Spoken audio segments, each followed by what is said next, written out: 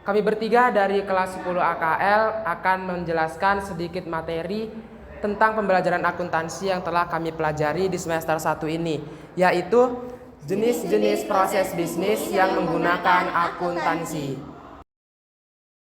Jadi pernah nggak sih kalian itu naik semacam taksi online atau ojek online?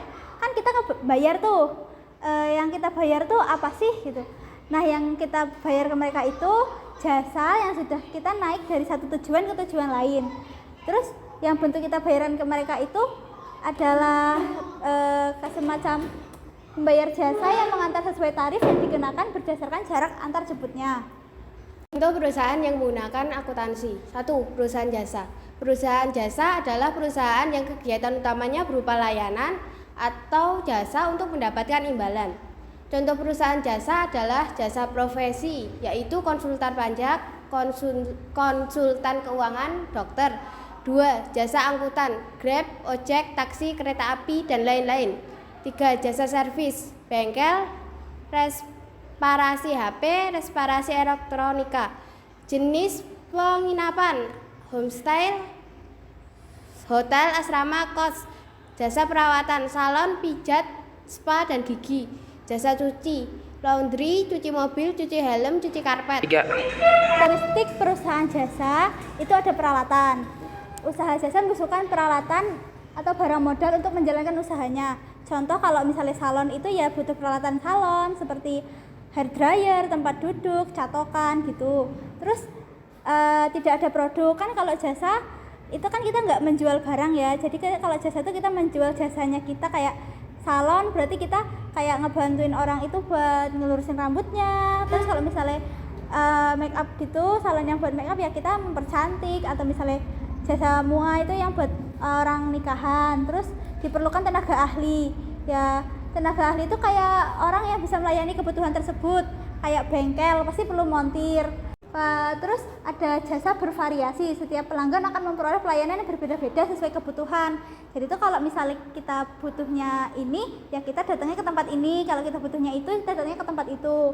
Itu tidak ada harga pokok. Berarti harga yang ditawarkan tuh kayak ojek tadi, sesuai tarif yang ditentukan berdasarkan jarak antara suatu tempat ke tempat yang kita diantarin.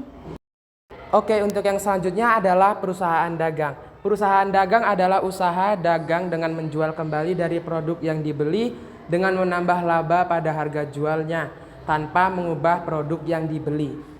Ada dua jenis perusahaan dagang. Yang pertama berdasarkan produk yang didagangkan dan yang kedua berdasarkan penjualnya. Nah, berdasarkan produk yang diperdagangkan itu terbagi menjadi dua, yaitu perusahaan dagang bahan baku, yaitu perusahaan yang menjual bahan baku untuk proses produksi menjadi produk akhir. Yang kedua ada perusahaan dagang barang jadi siap atau barang siap pakai, yaitu perusahaan yang menjual barang dalam bentuk produk yang jadi dibuat oleh pabrik maupun perorangan. Untuk berdasarkan penjualnya terbagi menjadi tiga, yaitu perusahaan dagang besar, yaitu perusahaan yang mendapatkan barang dagangan dengan membeli langsung dari pabrik dalam jumlah besar. Yang kedua perusahaan dagang menengah, yaitu perusahaan yang menjual barang dengan membeli dari pedagang besar dalam jumlah besar untuk dijual ke pengecer. Yang ketiga ada perusahaan dagang kecil, perusahaan yang menjual barang dagangan langsung ke pembeli. Karakteristik perusahaan dagang. Yang pertama yaitu kegiatan awalnya membeli, bisa tunai atau kredit, barang jadi. Pada saat pengangkutan akan ada biaya angkut. Yang kedua menjual kembali tanpa merubah bentuk dengan menambah laba sebagai keuntungan. Yang ketiga kemudian menyimpan untuk persediaan siap dijual. Yang keempat yaitu mempunyai harga pokok penjualan. Yang ketiga, perusahaan manufaktur. Perusahaan manufaktur berbeda dengan perusahaan jasa dan perusahaan dagang yang hanya menjual produk atau jasa. Perusahaan manufaktur merupakan perusahaan yang mengelola bahan baku melalui proses produksi menjadi barang jadi yang siap dipasarkan. Next. Karakteristik perusahaan manufaktur. 1. Mengolah bahan baku. Dalam proses produksi, hal yang harus ada adalah bahan baku. Karena dapat berproduksi atau menghasilkan produk, tentu harus tersedia bahan baku. Sehingga perusahaan manufaktur terdapat persediaan bahan. Kedua, penggunaan mesin besar. Manufaktur atau pabrik menggunakan mesin besar karena yang diproduksi dalam skala besar. Fungsi mesin agar produk bisa dikerjakan seragam dan dapat menggunakan waktu yang cepat. 3. Biaya produksi yang besar. Perusahaan pembuatan produk melalui bagian-bagian yang panjang, membuat biaya yang dikeluarkan perusahaan menjadi besar. Next.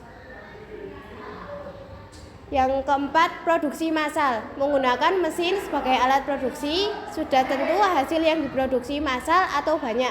Karena perusahaan manufaktur adalah pemasok pertama barang sebelum terdistribusi ke tempat lainnya. Kelima, mempunyai biaya pemasaran. Produk yang banyak harus segera terpasarkan.